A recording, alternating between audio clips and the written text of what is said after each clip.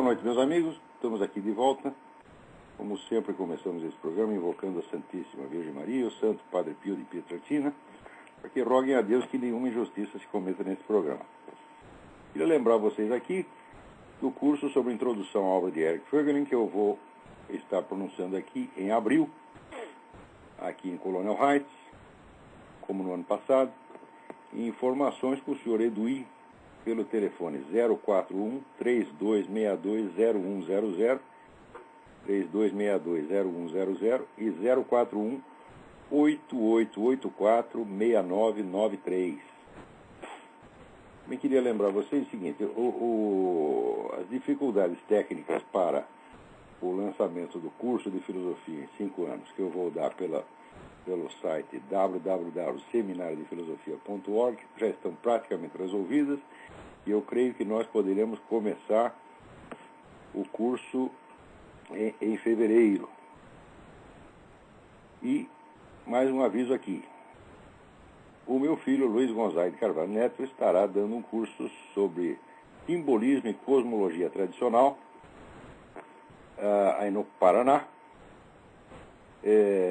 nos dias, começando em 14 de fevereiro. Os temas é o seguinte: exposição dos princípios da filosofia natural por meio de estudo e definição de termos como natureza natural, causa, princípio, elemento, movimento e outros, compreendidos à luz das teses das obras de Santo Tomás de Aquino e Aristóteles. Introdução às ciências simbólicas e descrição do simbolismo das diversas ciências cosmológicas, astrologia, alquimia, geometria, aritmética, música, geografia sagrada, etc.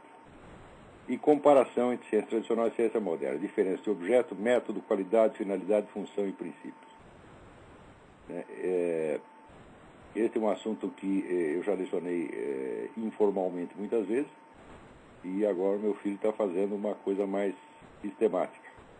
Então, aqui, informações pelos mesmos telefones 041-3262-0100 ou 41-8884-6993. Ou no local do curso, que é Rua Doutor Correia Coelho, 741, Jardim Botânico, em 14 de fevereiro, mas é melhor se inscrever antes. Também aqui um outro aviso. O Alex Machado, Cavaleiro do Templo, avisa que ele enviará para quem solicitar uma cópia em DVD da palestra do Yuri Bezmenov, aquela que eu mencionei aqui na semana passada. Essa palestra é extremamente importante. Ele não está vendo, ele está apenas cobrando o custo da produção material e do envio. Coisa de R$5, uma mixaria. Não deixem de ouvir esta palestra, é extremamente importante para quem queira compreender o que está acontecendo agora. Embora a palestra seja de 1983,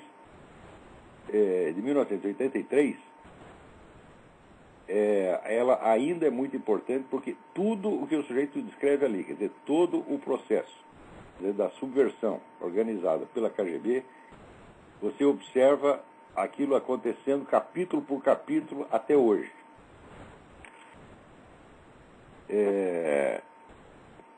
Por fim, outro aviso aqui excelente: o documentário The Soviet Story do Edwin Snor, que eu também mencionei aqui, está indicado no meu artigo União Soviética, Mãe do Nazismo, está traduzido, legendado e publicado no YouTube, Google Video e no servidor de arquivo ForShared. Quem quiser ter acesso a isso, busque o site www.endireitar.org. Então fica aqui o aviso do Wellington de Moraes. Então, parabéns aí ao Wellington e ao Alex Machado por essas iniciativas extremamente importantes. Aqui recebi uma carta muito simpática do Paulo Viana. Fomos colegas em tempos distantes quando escrevemos no Globo. Trabalhei no caderno de informática por 3 anos e pouco, mas antes disso exerci a profissão de repórter por muitos anos, tendo sido também tradutor e redator publicitário. Em 1999, mudei de malas e bagagens para as atividades comerciais da tecnologia, que com o tempo puderam pagar as minhas contas com menos desassossego. Muito bem, Paulo Viana, é isso que faz. De alguns anos para cá, venho acessando o TrollSpeak para me informar e deliciar com as suas transmissões. Sou como uma das poucas vozes e uma das poucas fontes lúcidas a se disseminar no Brasil. Então, eu já me inscrevi no seminário de filosofia e quero baixar os arquivos para começar a ler o quanto antes. Muito bem, muito obrigado, Paulo Viana, muito amável, muito simpática a sua carta. Agora, uma carta aqui que me deu uma satisfação imensa foi essa que eu recebi aqui do Bernardo Emmerich. Eu vou ler uns pedacinhos dela. Acho que foi no último Trout Speak que você divulgou a palestra do Yuri Bezmenov, que temos graças aos heróicos esforços do Davi Carvalho. Eu já assisti a palestra, mas fiquei com algumas dúvidas. Por exemplo, em que estágio nós estamos no Brasil no processo de subversão? Nós não estamos mais no processo de subversão, nós estamos no processo de tomada do poder.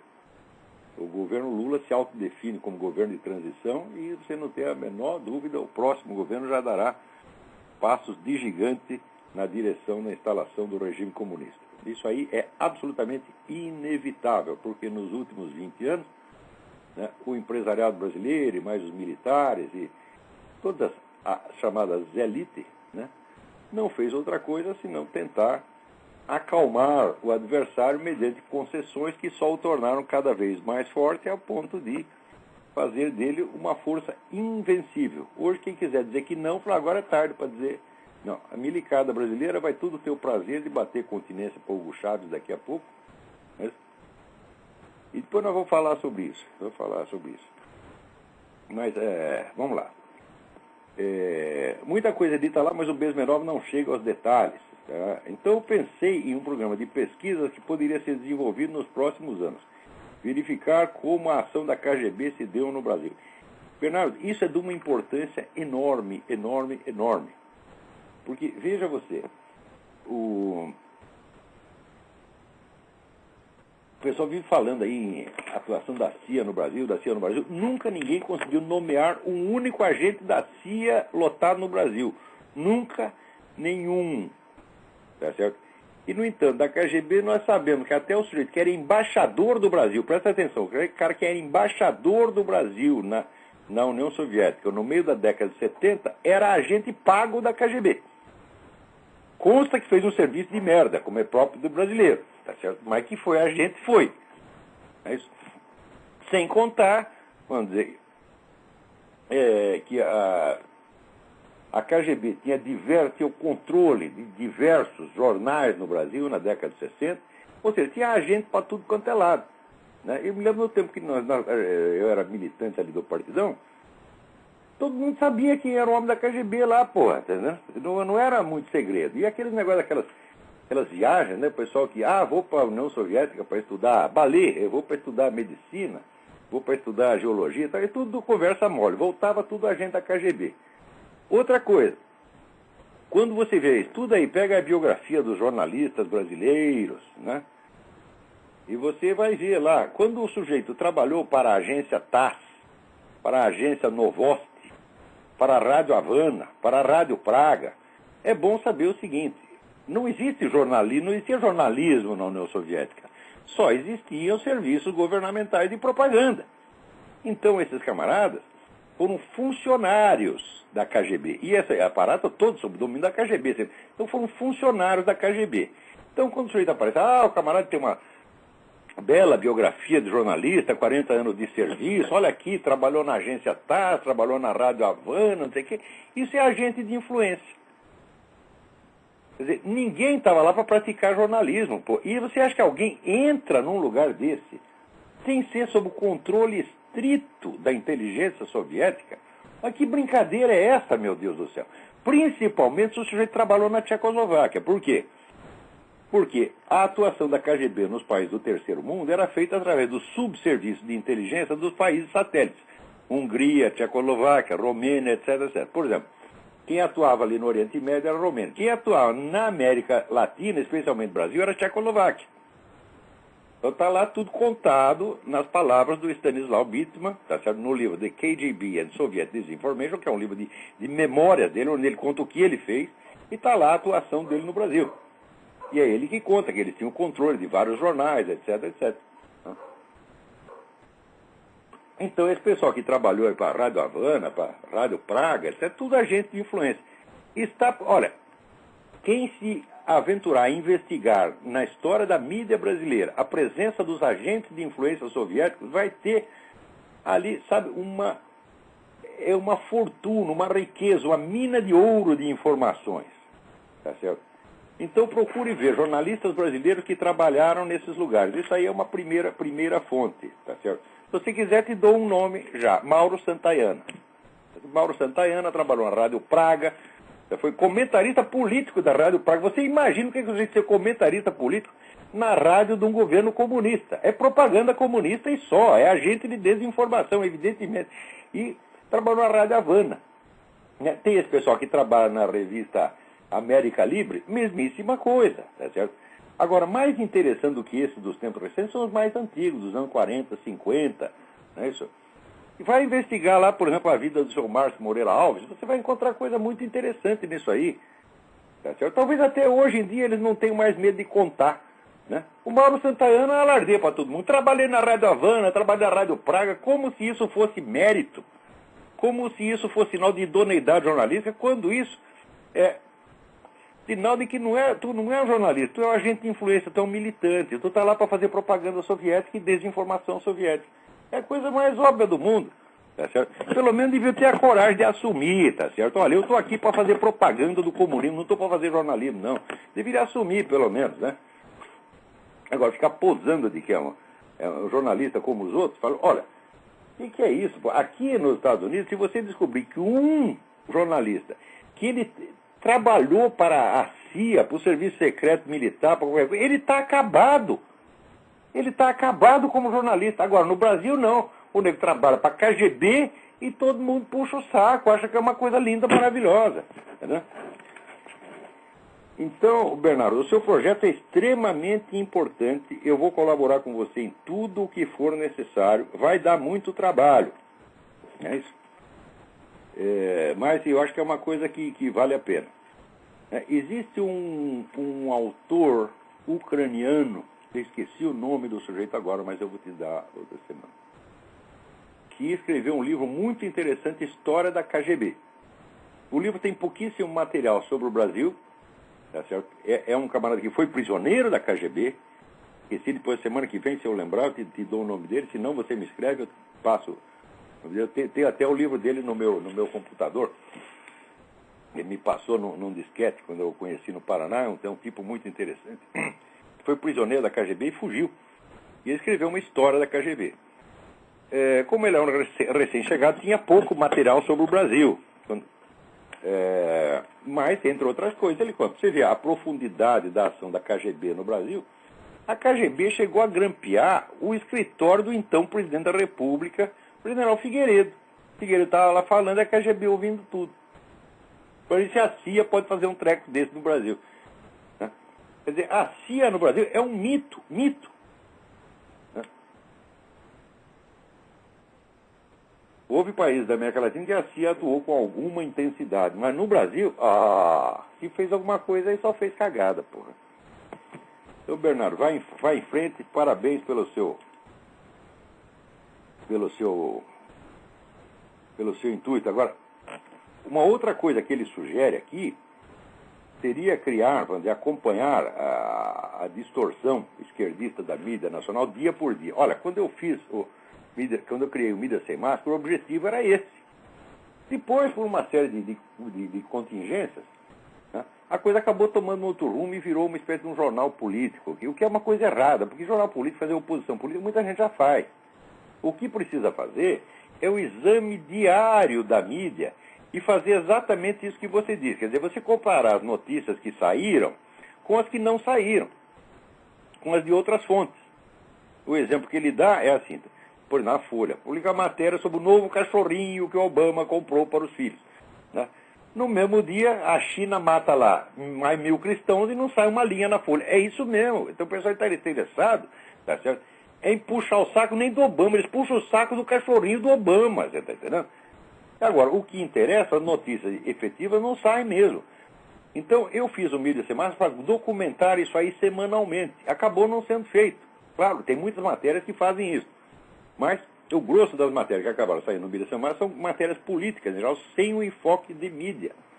E a ideia é acumular essa documentação. Se você fizer isso dia por dia, no fim do ano você vai estar absolutamente horrorizado. Horrorizado com Folha de São Paulo, horrorizado com o Estadão, horrorizado com o Globo. Você vê que isso aí são órgãos criados para mentir, para manipular, para enganar as pessoas. São organizações criminosas, você está entendendo? Eu, infelizmente, né, eu quando era jovem, eu decidi ser jornalista só por um motivo, porque jornalismo tinha meio período. E eu queria sobrar tempo para estudar, era só 5 horas de trabalho, falei, ótimo, é isso mesmo que eu quero. Tá certo?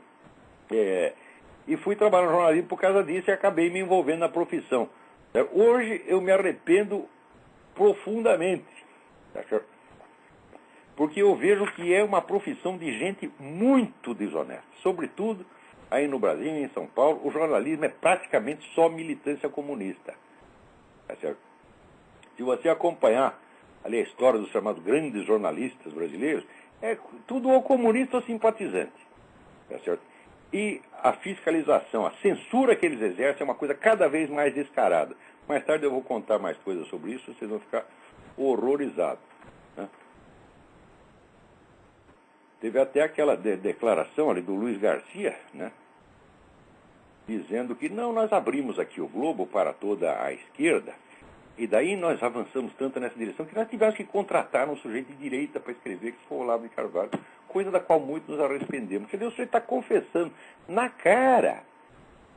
Você que põe 200 articulistas, repórter, comentarista, ungueiro de esquerda lá, e dá, nós temos que disfarçar um pouco, coloca um para a direita, porque o sujeito está confessando que é um manipulador.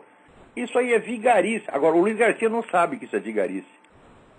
O Luiz Garcia sempre tem a consciência limpa, porque ele jamais a suja num contato com os próprios atos. A consciência está um lado, os lados são do outro. Ela nunca vê, então ela jamais se suja. Né? Então, isso aí, se você fizer esse acompanhamento, Bernardo, você vai ter uma enciclopédia da mendacidade jornalística brasileira, e é uma das mais descaradas do mundo. Tá certo? Isso aí não é xingamento, não. Isso aí é fato. A gente está dizendo isso e pode provar. Você vê que no Brasil até os órgãos de fiscalização de mídia também estão na mão da esquerda. O Observatório de Imprensa, né? o Observatório da USP. A USP é um observatório de mídia. Veja você, eu fiz uma matéria no Mídia Sem Máscara mostrando de onde saía esse observatório. Era a Fundação Ford, era a organização de esquerda, um pool de organizações de esquerda juntando para quê? Para fiscalizar, vamos dizer, a cota de esquerdismo, né, necessária. Não pode baixar daquela cota. Né? Claro que, por exemplo, no Observatório de Imprensa, o Alberto Dines, por mais esquerdista que seja, ele ainda tem um pouco de consciência jornalística. Então, de vez em quando, né, ele deixa sair uma ou outra coisinha contra a esquerda, mas no máximo, na maioria dos casos, não é isso, não. Você sempre tem, assim, 300 negros escrevendo a favor da esquerda e 1 ou 2 da direita. É assim mesmo. E essa é a cota que eles aceitam. Agora já não estão aceitando mais. Eles acham que 1 ou 2 é muito. Eles não aguentam mais. Né? Então, é isso aí. Tá aqui, o Maír Fortuna me escreve sobre o meu artigo A Ciência contra a Razão. Olá, professor. Seu artigo é tirar o fôlego. Capacidade de síntese, sua capacidade de síntese é uma coisa espantosa. Não é capacidade, obrigado, Bahia, mas não é minha capacidade de síntese, é falta de espaço. Entendeu? Então o jornalismo espreme, a gente espreme, e você vai obrigado, assim, ou você não fala nada, né? Quer dizer, o ideal dele é fazer artigo tão curtinho que não dá tempo para você discutir nada. Você só chuta a sua opinião e pronto. Ou então você cria uma técnica específica para você poder explicar coisas complexas em pouco espaço. Eu fui obrigado a fazer isso. Né? Isso aí é mérito da merda do jornalismo brasileiro. Agora, para não dizer que é só jornalismo brasileiro, assim, eu vou contar para vocês um negócio que é de cair o queixo. De cair o queixo. Tá certo? Olha aqui, quando estourou aquele problema com o governador de Illinois, o tal do Blagojevich, né, que estava lá, foi preso porque estava leiloando a vaga do Obama para o Senado, automaticamente surge a dúvida. Né, mas, peraí, mas ele não poderia leiloar a vaga do Obama sem a aprovação do Obama. Então a turma do Obama, ou o Obama deve estar metido nisso, ou alguém da turma dele. Então, por mais obamista que o pessoal fosse aqui, a pergunta era absolutamente inevitável. Porque o negócio do governador foi um escândalo monstro. Durante uma semana, 2 semanas, não se falava de outra coisa. Sabe lá o que é a polícia chegar lá no Palácio do Governo e levar o nego algemado? O que é isso, pô, né? Se bem que, olha, o governo de Illinois é normal. Os últimos 4 ou 5 governadores, 4, eu sei, do Illinois já passaram pela cadeia, então isso aí também passou. No Illinois isso aí é normal, então, por isso que o Obama tinha que vir de lá, é o lugar certo, né? Então, evidentemente, apareceu essa suspeita. Também tem aquele promotor, o Patrick Fitzgerald, né? O Patrick Fitzgerald, o sonho dele é destruir algum presidente. Ele não tem preconceito contra ninguém, ele odeia todos por igual, e ele quer ferrar com todo mundo, você está entendendo? O sonho dele é botar todo mundo na cadeia. Então ele ouviu falar desse negócio também, né? Também ouviu falar daqueles negócios embrulhados do Obama com Tony Resco. Então está atrás dessas coisas. Bom, daí ficou aquela dúvida. Então o Obama, naturalmente, juntou lá o seu escritório de equipe de transição e disse que fez lá uma investigação rigorosíssima, né? Investigou-se a si próprio e, naturalmente, concluiu que era inocente. Ele deu uma entrevista dizendo, nem eu, né? Ele até deu uma gaguejada, né? Ele disse, eu não tivemos contato nenhum com o Blagojevich. Ninguém daqui conversou com o Blagojevich. O negócio ficou ruim porque, umas semanas antes, o assessor do Obama, o principal consultor do Obama durante a campanha, que se chamava David Axelrod, o Axelrod tinha dito que o Obama tinha tido um encontro com o Blagojevich uns dias antes. Daí o Obama soltou o desmentido oficial após a sua idônea autoinvestigação, dando lá a entrevista, não, ninguém aqui conversou com o Blagojevich nenhum, faz tempo que não contactamos o cara, etc, etc. Bom, daí o Axelrod imediatamente falou, não, de fato eu me enganei, não foi isso. Bom, ficou tudo elas por elas. Daí a mídia inteira disse, Obama está inocentado, Obama não tem nada a ver com isso, Obama está limpo. Acontece que tem uma ONG que chama Judicial Watch. E essa ONG não se contentou com a história e fez a coisa mais óbvia. Acionou o governo do Illinois através do Freedom of Information Act, que é uma lei que tem aqui que obriga o governo, né, a revelar os documentos oficiais quando não são divulgados, vamos dizer, normalmente, pode ser divulgado anormalmente através do Freedom of Information Act. A única exceção que houve até hoje, sabe o que é? Os documentos da certidão de nascimento do Obama, né? E também os documentos universitários dele, os documentos médicos dele. Tudo isso aí foi acionado pelo Freedom of Information Act, não foi entregue até hoje. Eu creio que será entregue lá por 2045. Né? Mas eu sei que essa ONG não se conformou com a história de que o Obama não tinha nada a ver com o Blagojevich e acionou o governo do Illinois. Passado uma semana, recebeu uma cartinha do governo do Illinois dizendo, olha, nós só temos aqui 2 documentos a respeito de contatos entre o governador Barack Obama e o governador Blagojevich. Primeiro documento, uma carta do papel timbrado do escritório de transição do Barack Obama, assinada pelo próprio Barack Obama, de próprio punho, nos seguintes termos. Prezado governador, ficamos muito felizes com a conversa que tivemos no dia 2 de dezembro. 2 de dezembro, quer dizer, foi uma semana antes de estourar o escândalo. E quem ficamos satisfeitos? Obama, Barack Obama em pessoa? Não, Barack Obama e mais Joe Biden. O presidente eleito e o vice-presidente eleito, ambos tiveram uma conversa altamente satisfatória com o governador Blagojevich a respeito da transição, uma semana antes de estourar o escândalo, no dia 2 de dezembro. Isso é papel oficial. Vocês procuram Judicial Watch. É fácil de encontrar. Uma ONG chamada Judicial Watch. Lá tem o link para onde estão os documentos transcritos em PDF. Documento oficial do governo de Illinois.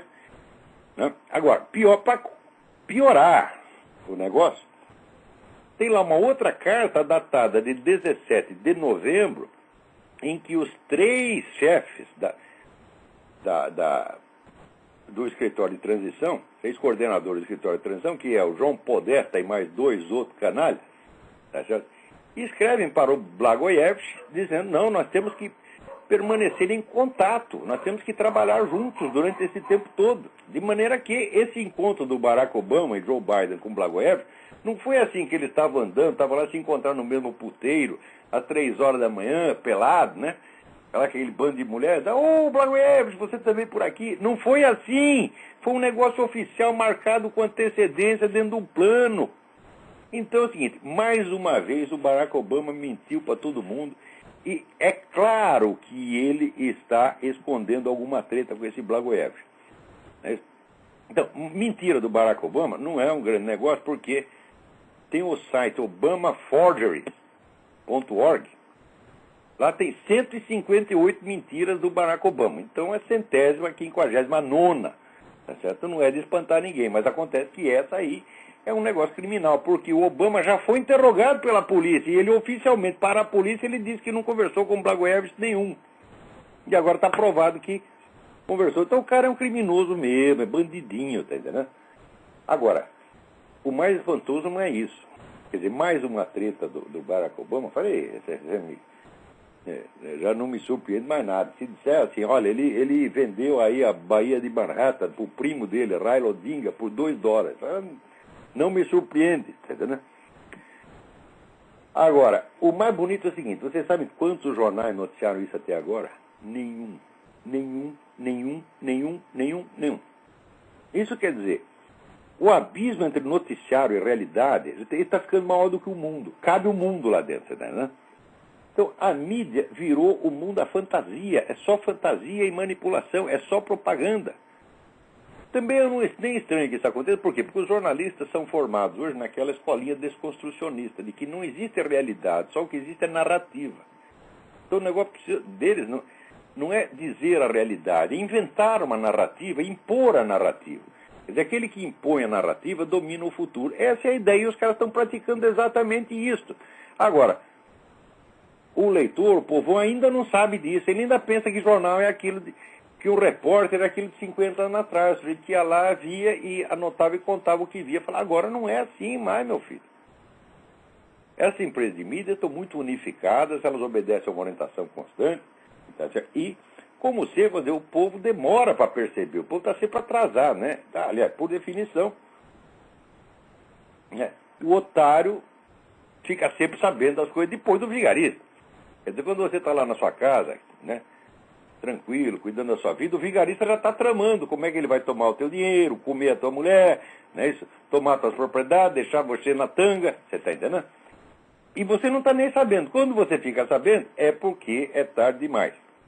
Então, nesse caso aqui, também, até hoje o pessoal não se tocou que a mídia, né, mudou. A mídia não é mais a mesma. Antigamente havia desonestidade no jornalismo, mas hoje só existe desonestidade. Toda a grande mídia nos Estados Unidos se tornou uma imensa fraude. Já não é aquele negócio que a gente falava, não, a mídia está manipulando a opinião. Não. Agora é ação total. Não é brincadeira o que eu estou falando. Quer dizer, a mídia se tornou um órgão de governo. Então, há pouca diferença entre a função da mídia hoje nos Estados Unidos e a função da mídia na União Soviética. Então, é uma espécie de socialismo de livre mercado. Né? São empresas particulares, só que elas combinaram entre si, né? E disseram assim, olha, contra o Obama, nada pode sujar o Obama. O Obama tem que sair limpo. Né? E eu acho uma das coisas mais maravilhosas a respeito do Obama, que tudo que se fala em favor dele, tudo, 100% é colocado no tempo futuro. São esperanças. O Obama é a esperança da humanidade, o Obama vai fazer isso, o Obama vai fazer aquilo. Ninguém fala nada de bonito a respeito do passado dele. Porque você vai ver, o que o Obama fez? O Obama não fez merda nenhuma. Não há o que contar. Tá certo? Não há nada. A não ser aquele negócio de ajudar o Raila Odinga, né? Dar dinheiro do contribuinte americano para o Raila Odinga, né? Fazer uma viagem, né, para o Paquistão no tempo que era proibido entrar americano lá, ele entrou no Paquistão, não se sabe com que passaporte. Fazer essas coisas assim, fazer aquele negócio do Tony Resco, né? E dizer, não tenho nada com o Tony Resco, nunca fiz negócio com o Tony Resco. Daí o pessoal fala, mas tem uma casa que o senhor comprou por valor inferior, facilitado pelo Tony Resco, papapá. Não sei nada, tem nada. Agora apareceu os documentos, apareceu a cobrança do imposto da casa, não está em nome do Obama, está em nome do advogado do Tony Resco. Quer dizer, é um negócio impressionante. Né? Quer dizer, eles pegaram o sujeito mais brega que tinha, mais, sabe, bandidinho mesmo, mais filha da puta que tinha, e escolheram logo esse. Por quê? Porque nesse eles mandam, porra. O Obama fará o que George Soros mandar, o que os Rockefeller mandarem, tá certo? O que a turma dos Bilderberg e CFR mandar, ele vai fazer por quê? Porque eles têm uma pilha de papel para acabar com a vida deles. Fala aqui, desgraçado, você obedece nós aí, você voltou pro tempo da escravidão. Olha aqui, neguinho, lá vai chicotada, meu. Obedece, fala o que a gente mandar. Cala a boca, burro. Daí o Obama, mas cala a boca, rapaz. Olha aqui, senão nós contamos seu negócio do Tony Resco e você tá ferrado. Pegamos tua certidão de nascimento do Quênia, mostramos para todo mundo e tu sai daqui direto pra cadeia. Então ele, sim senhor, sim senhor. Chega lá o Jorge Soros, põe o pinto na mesa. Te endereçava, plofs, né? Que pinto mole, que o homem já tá com 80 anos, põe em cima da mesa. Obedece aí, desgraçado. Obama, sim senhor, sim senhor. É por isso que eles querem Obama, porra. Né? Agora, se botasse lá um negro que tem vergonha na cara, como Alan Keyes, queria ver alguém subir em cima do Alan Keyes. Não é empregadinho de ninguém. Eita, nós. Bom, tem aqui no site www.urgente24.com, né, um artigo do Esteban Hernández em espanhol perguntando se Obama representa Bilderberg? Interrogação. Fala, por que interrogação? É a coisa mais óbvia, porra. Mais óbvia. Não adianta nada dizer, essa é a teoria da conspiração. Pô, estou um pouco interessado. Você vê, a gente vem com fato, com documento, e você vem com esse rótulo pejorativo e acha que vai assustar alguém? Ora, porra. Né? Caramba, o negócio tá brabo, viu? Vamos ver o que mais temos aqui. Aqui, o Fernando Pavlov. Caro Olavo, acabo de ouvir a gravação do programa, a leitura da minha carta. Seus elogios me alegraram. Ouvir tua gargalhada me faz sentir o sujeito grato, retribuindo um presente. Muito bem, se eu não puder dar pelo menos, né, fornecer pelo menos um motivo da risada, para que eu vou servir? Porra! Né? Eu não gosto de ver ninguém triste, exceto os meus inimigos, tá certo? Triste não, eu gosto que eles ficam bem bravos assim, roendo o pé da mesa de ódio e sem poder fazer nada. Até aquela molecada. Olha, o D'Artagnan Zanella me escreveu uma carta muito interessante aqui sobre aquela turminha, aqueles viadinhos lá do Olavo nos odeia. Eles se reúnem todo fim de semana lá, ficam na casa planejando, nós vamos lá apertar a campainha e sair correndo, né? Faz aquela reunião, aquela assembleia, lá, todo mundo com o dedo no cu, né? Então, discutindo, planejando besteira, com ideias malignas. O que nós vamos fazer com o Olavo? Nós vamos assustar, nós vamos derrubar ele, nós vamos tocar a campainha e sair correndo. Daí o D'Artagnan escreve o seguinte: Olavo nos odeia?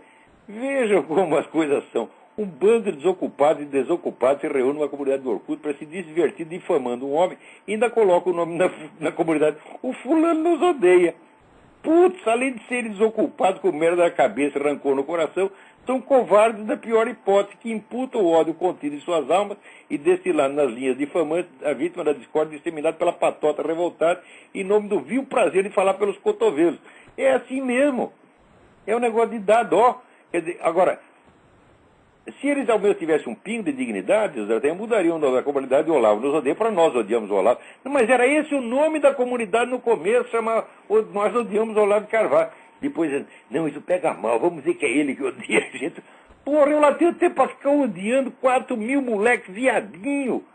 Porra, caralho, eu quero é que eles me odeiem mesmo, porque eles ficam bastante raiva. O que eles vão poder fazer contra mim? Ora, se juntar os 4.000 dentro de uma sala peidando, eles mesmo é que vão morrer, pô, não vai chegar nada aqui, né? Então, aqui, o Fernando Pavlov, né? Ontem e hoje visitei os blogs anti-Olavo e eles se alternam entre dignos de compaixão e instigadores de ódio e homicida. Não tem ódio e homicida por isso, cara. Deixa eles ter, pô. O negócio é você provocar bastante eles, porque assim, o ódio emburrece, você tá entendendo? Né? Assim, quando a gente, inclusive, bate nessas pessoas, a gente não pode bater com ódio. Você deve bater, assim, com prazer, você está entendendo? Né? Então, tem pessoas... Por exemplo, uma época eu pegava a dona Marilena Chauí, né? E fazia uma desgraça com ela. As pessoas falavam, como ele odeia a Marilena. Odeia nada, porque eu estou escrevendo aqui.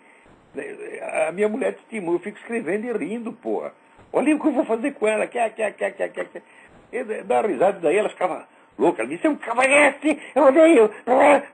Deixa os caras ficar odiando, porra. Vocês vão todos morrer, sabe? Isso aí, ódio da hemorroida e problemas cardíacos. Né? Problemas cardíacos vocês não se incomodam, mas em hemorroida aí vocês não podem mais dar o cu. Como é que vai ser isso, porra?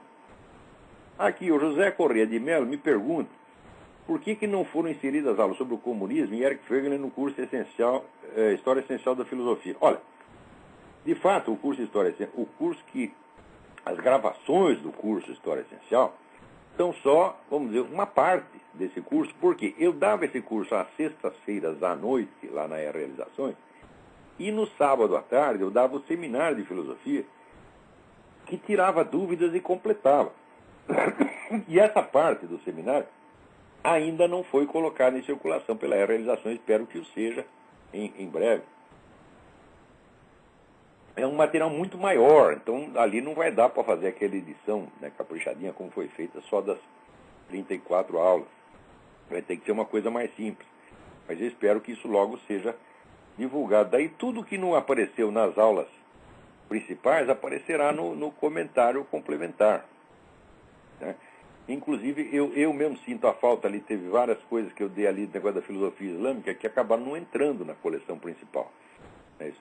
E esses desenvolvimentos mais recentes, como o marxismo e a filosofia de Eric Fögelen, Bernard Lonergan, acabei não falando nada, nem deu. Também eu gostaria muito de ter aprofundado toda aquela parte sobre as chamadas ciências do espírito que apareceram na Alemanha no começo do século XX, com Wilhelm Dilthey e outros, né? Foi um desenvolvimento intelectual muito importante que, inclusive, beneficiou muito depois o Eric Fögelen. Gostaria de ter falado sobre isso. Também não deu. Eu acho que a minha aula sobre o John Duns Scott foi muito sumária. Eu preferia ter aprofundado mais. Enfim, ficou faltando um monte de coisa. Mas eu espero que, quando eu tiver um tempo, né, o pessoal fala assim, quando eu me aposentar, eu falo, bom, eu jamais vou me aposentar, né? O meu pai dizia assim, ele dizia, olha, enquanto você for jovem, se você puder, não trabalhe, porque um dia você vai ficar velho e vai começar a gostar disso, tá entendendo? Então eu acho que eu não vou aposentar nunca, mas quando tiver um tempinho, eu pretendo transformar todo esse material da história essencial da filosofia num livro. Nós temos ali material para 5 ou 6 volumes, né? Só o que já foi transcrito. Então, dar uma redação mais definitiva, colocar as notas de rodapé com toda a indicação bibliográfica, complementar as partes faltantes. Ó, Zé Corrêa de Mello, eu vou fazer isso quando der, tá entendendo? Então, sabe aquele negócio? Devo, não nego, pago quando puder. Então, aqui, olha aqui, o Alex Brum Machado pergunta aqui, professor, como ficariam os homossexuais estupradores depois da lei da ditadura gay, a Gestapo? Estupro homossexual estaria liberado no Brasil? Ora, vamos dizer para começar, né? Como dizia, tinha um sujeito lá, orador do interior, que falava assim, preliminarmente, todos os estupros ocorridos em cadeia são homossexuais. Sim ou não?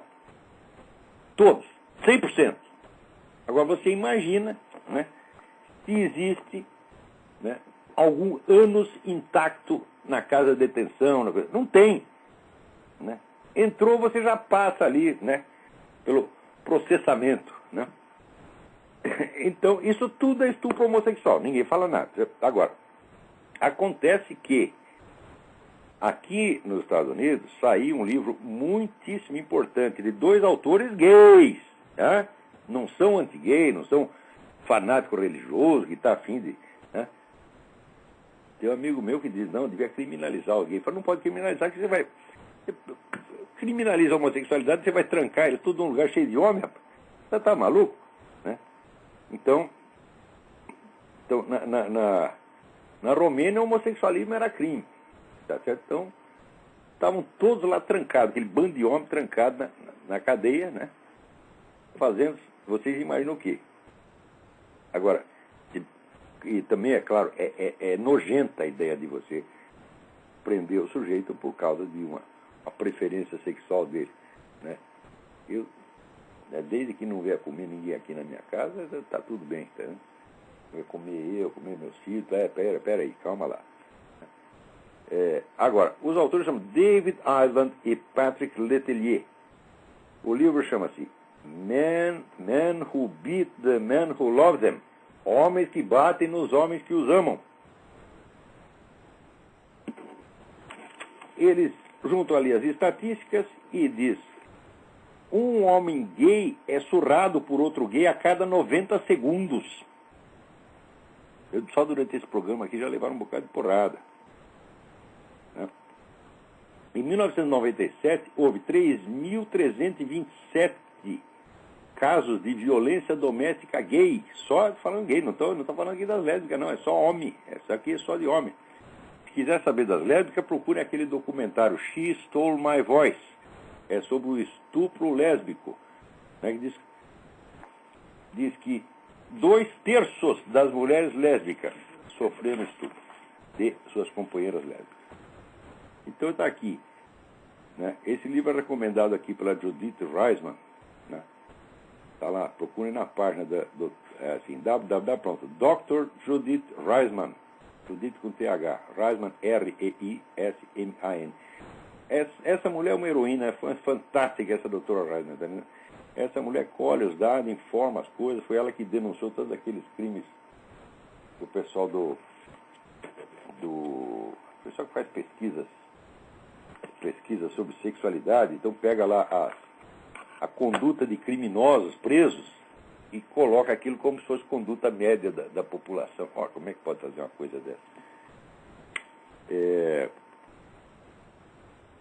Então aqui esse David Island e Patrick Letellier. Men Who Beat the Men Who Love Them.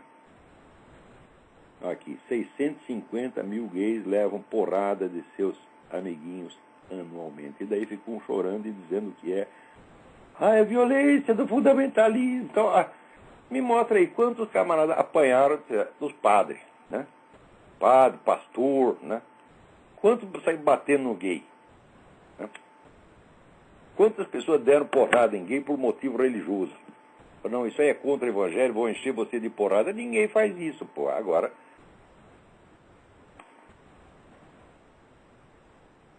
violência, e daí ficam falando de violência doméstica. Esse negócio de violência doméstica é fraude. Se você for investigar a violência doméstica, a violência doméstica gay é 2 vezes maior do que a violência doméstica comum.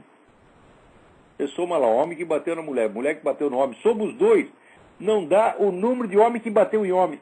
Aqui as estatísticas não tem mulher que bateu em mulher, não tem as lésbicas ainda. Se botar, vai dar muito mais ainda. Olha aqui, só a polícia, 1987, antigamente não tinha nem tanto gay na época. Em 1987, a polícia de São Francisco respondia a 100 pedidos de socorro por mês de violência doméstica gay. Agora esses caras ficam... olha, vocês têm que ler esse último livro da Ann Coulter, que o assunto do livro é o seguinte: esse pessoal da esquerda só se faz de vítima, só se faz de coitadinho, enquanto isso eles estão ferrando os outros muito mais. Então ele fica se queixando de violência doméstica. Quem está fazendo violência doméstica são eles mesmos, porra. Muito bem, agora aqui tem o Paulo Muntz, né? Me pede uma ajuda para desmoralizar a teoria dos deuses astronautas. Digo, olha, mas a coisa mais simples do mundo. O doutor Richard Dawkins, né, ele acredita que a origem da vida foi devido, foram deuses astronautas que criaram a vida. Agora, os deuses astronautas, meu Deus do céu, são seres vivos. Né? São chamados deuses, assim, metaforicamente, mas são criaturas biológicas viventes. Então, quer dizer, você atribui a origem da vida a uma criatura biológica, tá certo? É assim, absolutamente nonsense. Isso aí não pode explicar a origem da vida. Mesmo que haja deuses astronautas, não é impossível nem que eles existam. E não é impossível também que tenham passado por aqui, tá certo? Porque os demônios saem de tudo quanto é fonte e nada impede que o demônio faça uma astronave, tá entendendo? E apareça de uma forma que ele queira, você tá entendendo? Então, assim como a ação de Deus no mundo não é só puramente espiritual, mas ela também age através de criaturas viventes, criaturas biológicas vivas. Ué, por que o diabo ia fazer melhor? Por que o diabo ia ser puramente espiritual? Por que ele não pode ter um corpo? Por que ele não pode ter uma casinha né? Aí, num asteroide qualquer? Tudo isso é possível. Só que é o seguinte, isso não explica nada. Então, os deuses astronautas são uma coisa, a origem da vida pelos deuses astronautas é outra coisa completamente diferente, é de uma estupidez fora do comum. Tá certo? Então, os deuses astronautas, se por acaso existem, eles não explicam nada, ao contrário, eles são um enigma maior ainda. Porque daí você teria que explicar como se originou a vida nesses lugares onde eles estão. Porra! Agora, o Dr. Richard Dawkins, quando falou uma coisa dessa, a origem da vida pode ser devida a deuses astronautas, ele tinha que apanhar. Isso aí não se discute. Tem que baixar a calça do sujeito e deixar a bunda dele vermelha. Tá entendendo? Pegar o chinelo, bater na bunda, dizer aqui, moleque, vai estudar, vagabundo, para de falar besteira. Agora, todo mundo quer tratar o Dr. Richard Dawkins com respeito, até o Alistair McGrath. Não, o Dr. Richard Dawkins é uma sumidade. Sumidade nada, é uma besta quadrada. Ele pode ter entendido alguma coisa 20 anos atrás, mas agora está completamente gaga.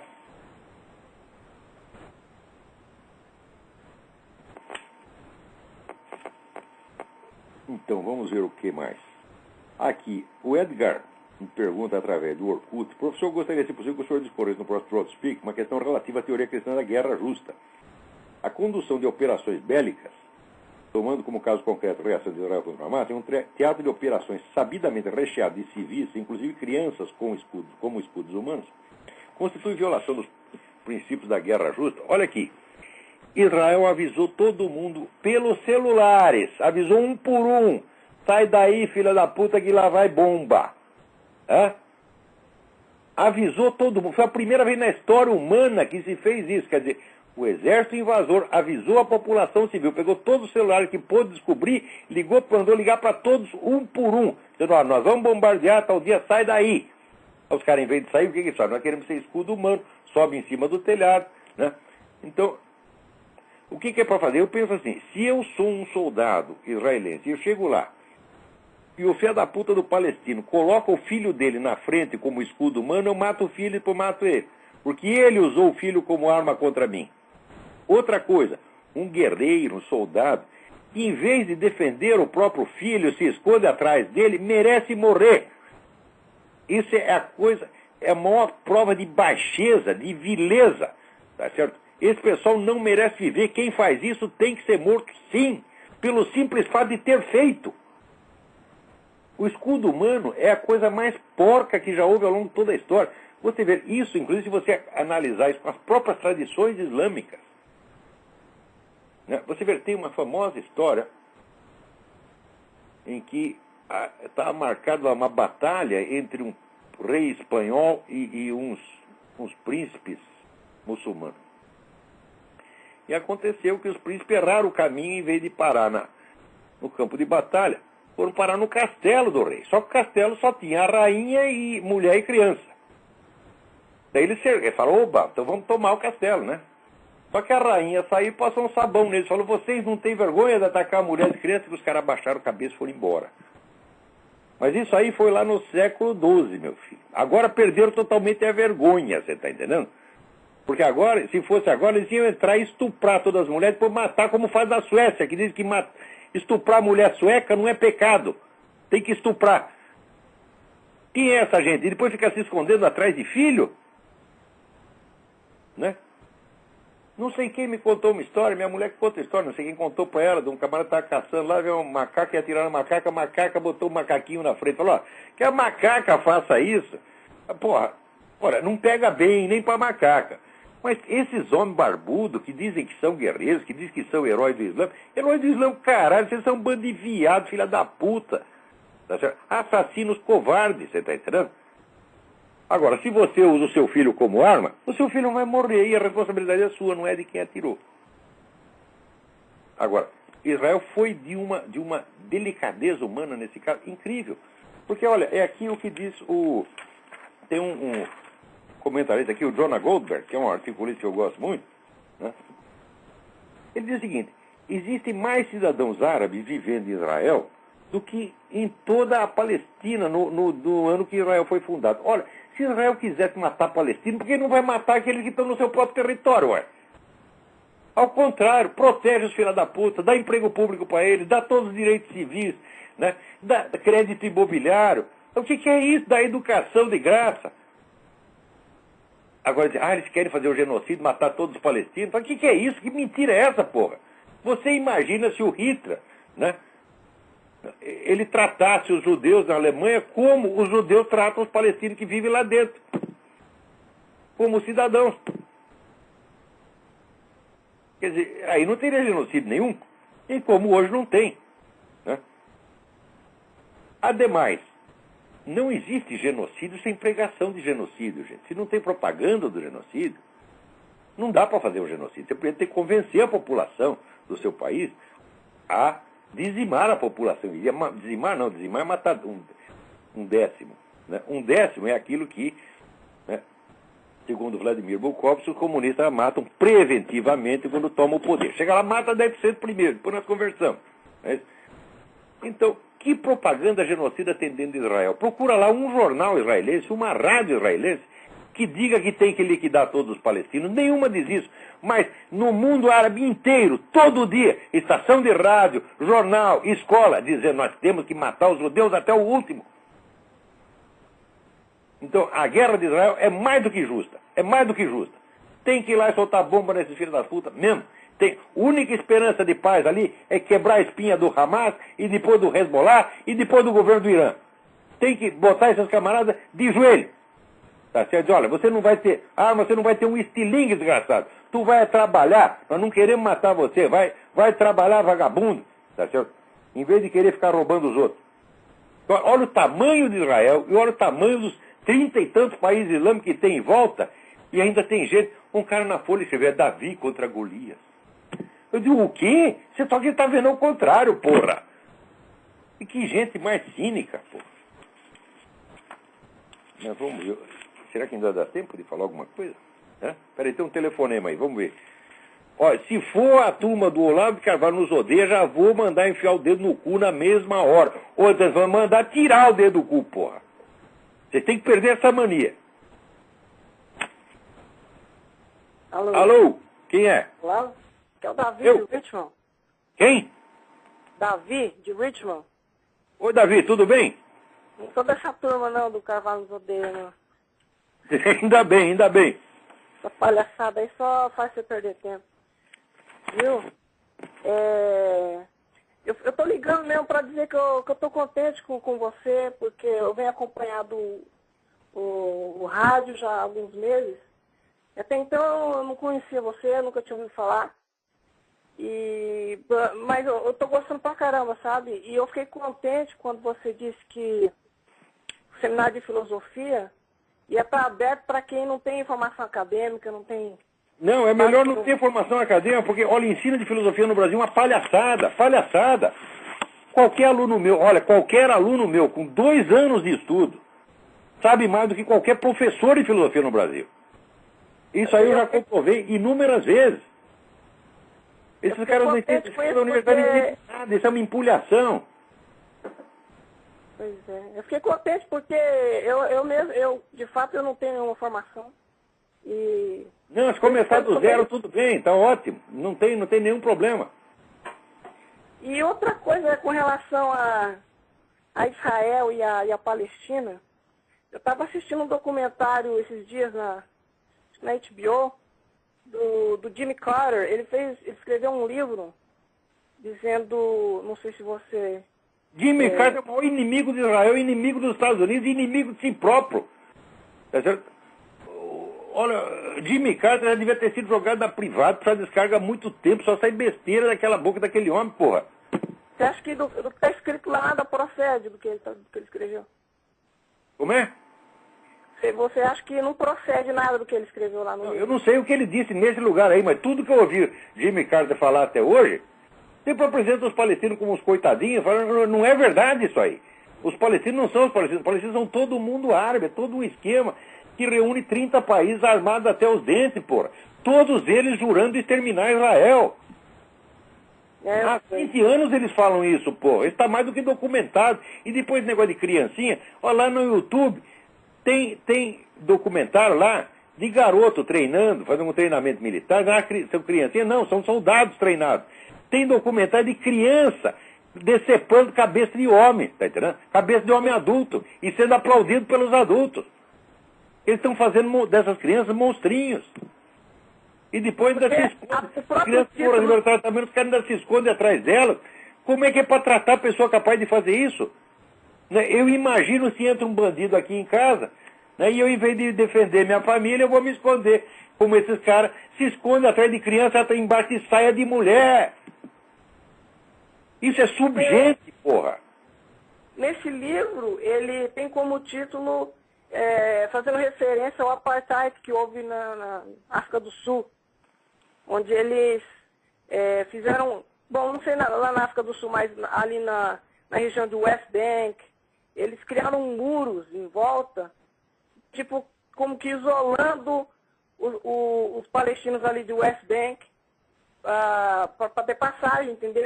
Inclusive na faixa de Gaza também. Bom, mas meu Deus do céu, veja, quais palestinos estão isolando? Israel está cheio de palestinos lá dentro. Esses não estão isolados, eles estão lá dentro, vivem pacificamente, têm todos os direitos. Eles estão isolando os agressores. Inclusive fazer muito, até porque isso é uma estratégia meramente defensiva. Tem que partir para o ataque como partiu agora. Fazer muro. E o pessoal ainda reclama. Esse é o muro de Berlim. Oh, meu Deus do céu, o muro de Berlim era feito para as pessoas não fugirem do paraíso comunista. Não é para o inimigo não entrar com tanques e bombas, etc. É exatamente o contrário. Agora, esse pessoal, cabeça de Jimmy Carter, é tudo a mesma coisa. E você faz um muro para defender a sua casa do ladrão, né? Ele diz que o muro está oprimindo o ladrão. Não, porque eu, de maneira nenhuma, sou a favor de palestino. Inclusive, eu sou crente, então eu sou a favor de Israel, povo judeu, entendeu? Só que esse documentário... Israel, assim, a existência do Estado de Israel é uma coisa que não se pode negociar. O judeu precisa do... Pô, pense você o que quiser, você pode ler lá. Eu não gosto muito dessa figura do Theodor Herzl. Era um cara muito ambíguo, me parece, tá entendendo? Era mais um modernista, era um cara que ele não era judeu crente nem nada, era esse judeu modernista, né? Então eu não gosto da figura. Porém, a ideia dele, o Estado de Israel, é uma necessidade absoluta. Se existisse o Estado de Israel nas décadas de 30, o Hitler não teria matado 6 milhões de judeus, porque os caras iam simplesmente correr para Israel, porra. Uhum. Agora, você quer que o povo que está espalhado no mundo não tenha nem para onde correr? O que é isso, porra? Isso é de uma crueldade imensa. Eles têm que do território deles, sim.